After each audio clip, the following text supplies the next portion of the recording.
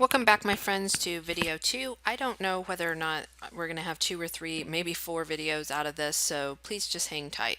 Okay, we have done transaction number 1 and we have done transaction or step 1, step 2.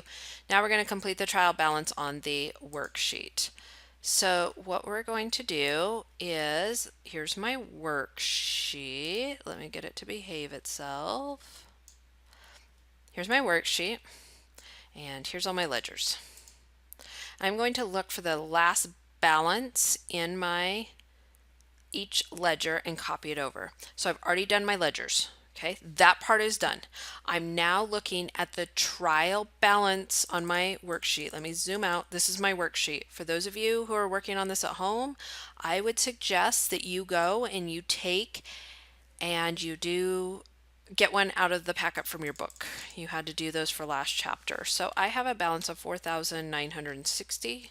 How about I write the night number? Accounts receivable of 5,000. Prepaid rent of 2,400. And $300 debit. So I'm just going to copy. That's all I'm doing. I'm taking these ending balances. I'm going to highlight them. I'm taking these ending balances and I'm moving them over to the trial balance on the worksheet. Okay, I'm going to pause the video right now and finish filling out my trial balance. There's no reason for you to sit here and do that. And I'm trying to make the video just a little bit shorter, so that's how I'm going to do that. Be right back. Okay, once I have done that, my worksheet should look just like this. I'm going to get totals and everything will be great. Now I can set aside my journals and my ledgers for a while. And I am going to do that, and we're going to go over here and we're going to start figuring out what we need to do with the adjustments, because that's the next column on my worksheet is adjustments. So I have adjustments data. So here, the first one is snow supplies on hand. And the thing about doing worksheets is you always debit an expense account. So if it's talking about snow supplies, you're going to go down here and write the word snow supplies and write the word expense after it, and you'll get it right every single time. The next one says rent, and you're going to write rent expense, and you'll get it right every single time. Okay? So at the beginning, during the month, I purchased $300 worth of supplies. Then at the end of the month, I paid the minions to go through and figure out how much supplies I had left. Supplies on hand is how much I still have in my warehouse, and I had $100. So that means I used up $200 worth of this. To make an asset go down, snow supplies is an asset, I am going to credit it, and I just told you we're going to debit this asset for $200 because that's the amount of supplies I used up. I then have rent expired, so I have rent expense. I prepaid a bunch of rent. Right up here, I prepaid $2,400 worth of rent. Well, now the rent has expired. I've used it up because it's the end of the month. So therefore, my rent has expired. I always debit an expense account, which is rent expense. And over here is prepaid rent, and it is going down. Next, I have depreciation on office equipment. So I have depreciation expense, office equipment. Okay. Next, I go over here, and it tells me that my depreciation amount is $200. So this is a copyright sign. Excel does all sorts of weird things. I keep track. The other side of this entry is accumulated depreciation, office equipment. Go ahead on your end and abbreviate so you can fit it all on one line. Accumulated depreciation is where I keep track of all the depreciation I have had for that asset. Depreciation expense, snow equipment.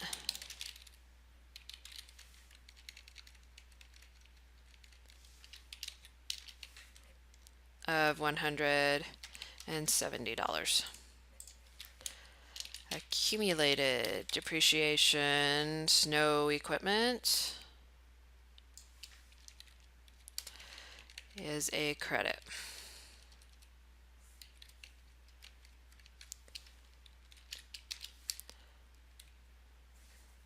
Do, do, do.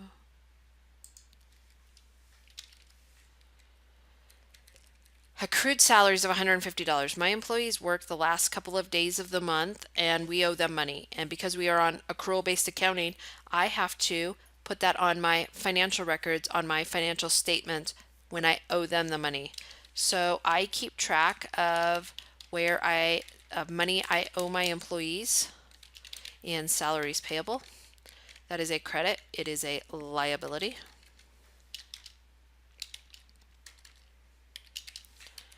And again, Excel corrects it to all sorts of weird stuff. But I have a salaries expense account, so I don't need to add it below. Because that's the first thing I do is go check and see if I already have that account. And if I do, I don't have to do anything with it. Okay, so now I go through.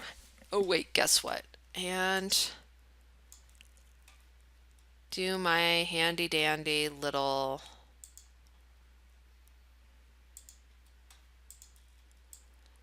total lines to make sure that everything's formatted correctly. And I get 1,120 when I add that up.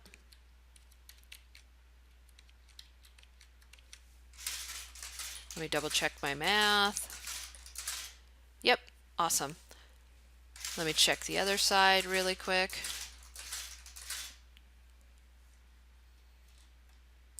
Okay, now that I have done the adjustments data, I'm going to make this worksheet bigger. Maybe I am. There we go. And now I can finish setting up my worksheet. So I don't need to be looking at anything else. Right now, I can just go through and figure out and finish up my worksheet. So 4960, 5,000. But here, I started out with a balance of 2,400. I had a credit of 400, so my balance in that account is 2,000. So this works the same way as T accounts. If I have a debit and credit, I have to subtract it and put it in the column with the bigger number. So here, 100. So I'm just moving this process over.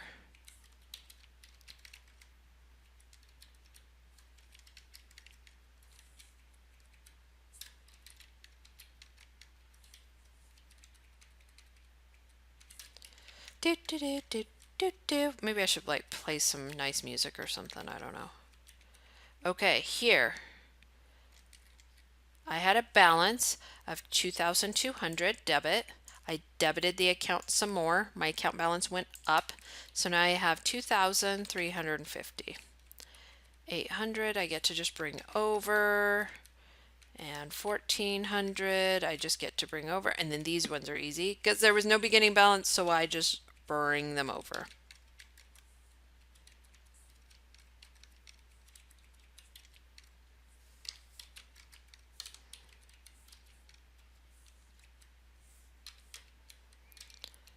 Do, do, do, do.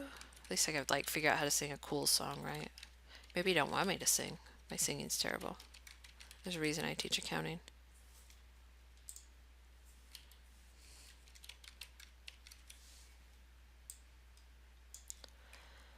Get my fancy formatting lines in here.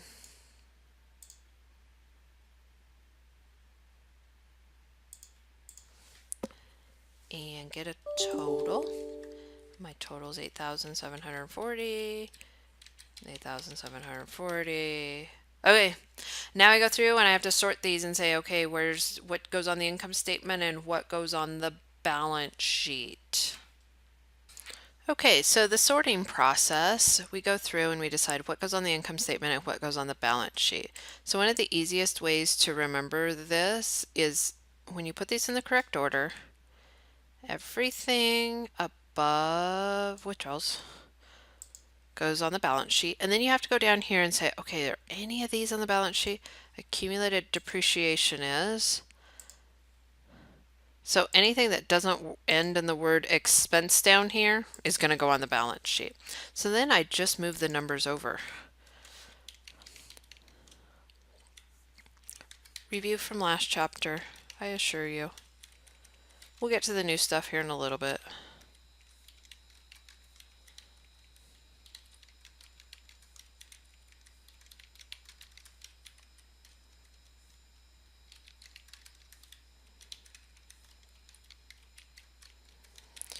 Do, do, do, do, do, do.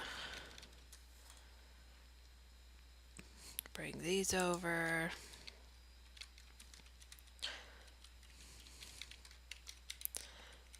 $150. Okay. Everything else, all the rest of the accounts, have to.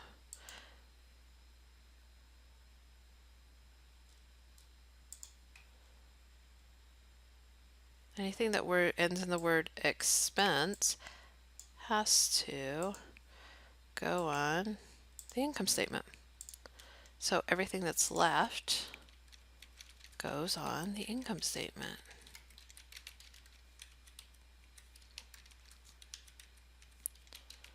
And some of you might be thinking right now, but wait a second, withdrawals goes on the statement of owner's equity. You're absolutely correct, but on this worksheet, it goes on the balance sheet column because they didn't want to do an extra column for just one number. Well, two numbers, because capital and withdrawals. So they didn't want to do that. Oh, I've got these in the wrong column. See, it's super easy to do. So you just have to be paying attention. And I color coded these just for ease of use. Okay, and I work some more magic. And I go through here and I add up all the columns. And right now they're not supposed to match.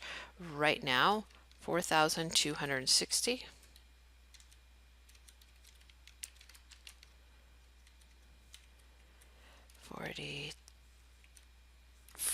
42, 260, 33, 520. Okay. Okay, they don't match and they're not supposed to. So here's how I do this. I look at the income statement column. Here's my revenue and here's my expenses. Or the total, here's my revenue and here's my expenses. So now I go all the way over here and I write the words net income. I take 13,000, I subtract 4260, and my net income is 8,740. Here's my revenue, here's my expenses, and that leaves me with 8,740 net income. But then I get to do a cool party trick. This is a debit over here, so I'm going to bring it as a credit over here, 8740. Okay, this should be a solid line, not a double line. Solid line. And then I re-add my columns, and here I'm going to get 13,000, and those match.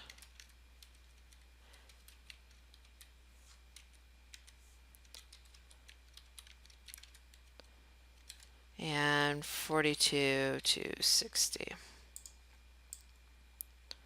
And a double line. Okay, there you have it. There is the completed worksheet. Okay, now I'm going to pull back up Canvas. I've done steps 1, 2, 3, and 4. I still have 5, 6, and 7. So now I'm going to go and I have a completed worksheet. Now I can prepare my financial statements from the worksheet. So that means this has to be shrunk back down again. And let's see if I can get these in the right order. I want this one over here.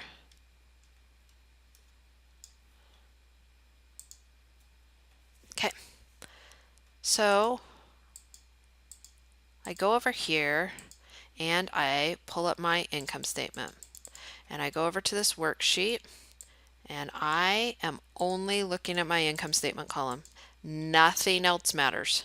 I'm preparing an income statement, so I go over here and I'm just looking at my income statement. And I just start with my very first number and I go ahead and find out what my revenue is. And my revenue account is plowing fees. Zoom out just a little bit so we can get our columns all on one page. And my plowing fees, according to that, is $13,000. Now let's figure out why Excel's making. Okay, and now I have operating expenses. And this is the same process I've been doing. Nothing about this changes. How about I not put a number there? So then I have salaries expense. Okay, I'm going to pause the video. I'm going to finish filling this out, just like I have done before, to save some time on this video. I'll be right back. Welcome back. So when you are done preparing your income statement, it should look like this. And I want to show you my other cool party trick. Right here I have net income listed. Guess what? On my worksheet I have net income listed. And so I can double check to make sure that I have the correct net income and this is prepared correctly because my net income off my worksheet matches. Okay. Statement of owner's equity. Because this is a brand new company, brand new, I didn't have anything in any of my ledgers. I had no beginning balances. I know that my beginning balance is 0. And my additional investment in January, sometimes Excel makes me a little batty.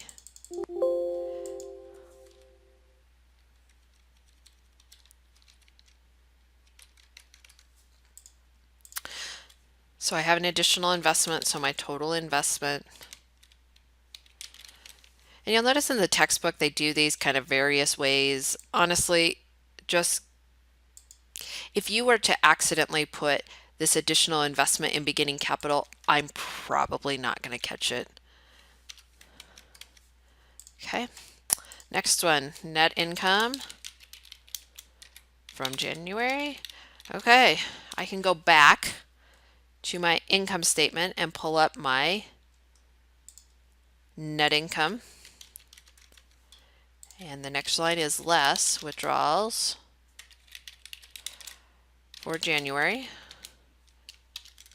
I took out $8,000.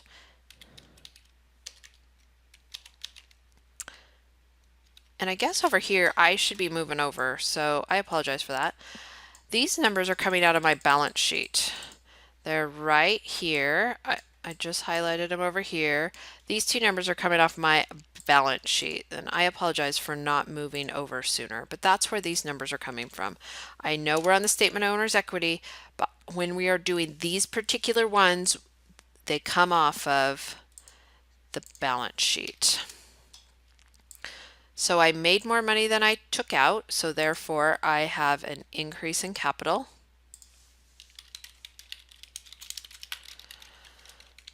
of $740. So my ending capital on January 31st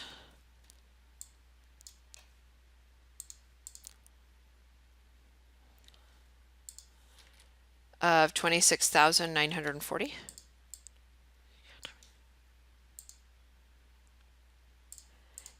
And I get double lines. Okay, so now I have used these two numbers. I can't use them again. Thing about the worksheet is once you get to the income statement and balance sheet columns, you can only use the numbers one time and then you can never touch them again. So we still have to prepare a balance sheet. This video is getting right at the 20-minute limit, and so I'm going to go ahead and stop it, and when we start the video again, we are going to do the balance sheet and hopefully finish up the rest of this problem. See you soon.